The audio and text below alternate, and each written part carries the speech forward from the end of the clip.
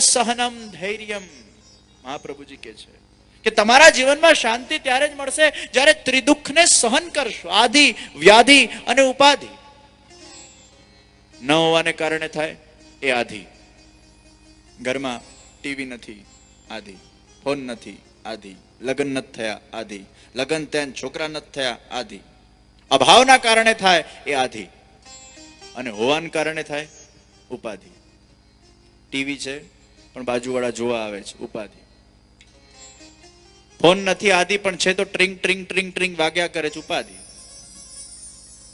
લગ્ન થયા પણ થઈને છૂટા થયા, ઉપાધિ. લગ્ન પછી છોકરા ન થયા, આદિ, પણ થયા તો એવા થયા કે મા બાપને વૃદ્ધાશ્રમમાં મૂકી આવે છે, એ સૌથી મોટી ઉપાધિ. તો અભાવના કારણે થાય એ આધિ, પ્રભાવના કારણે થાય ઉપાધિ, અને રોગના કારણે થાય સાંધાનો દુખાવો, કાંધાનો દુખાવો. રોગના કારણે થાય એ વ્યાધિ. તો આધિ, વ્યાધિ, ઉપાધિ, આ ત્રણેય દુઃખને જે સહન કરે. કેમ સહન કરવાનું છે? કારણ કે આપનાર સાક્ષાત ભગવાન છે. તમારા જીવનના અંદર જ્યારે દુઃખ આવે ને ત્યારે છાતી ઠોકીને કે જો આ દુઃખ પણ મારા પ્રભુએ આપ્યું છે.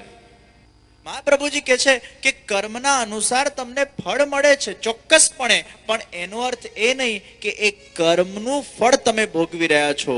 ફળ આપવાની સત્તા એ ભગવાન પાસે છે, કર્મ કરવાની સત્તા એ તમારા પાસે છે.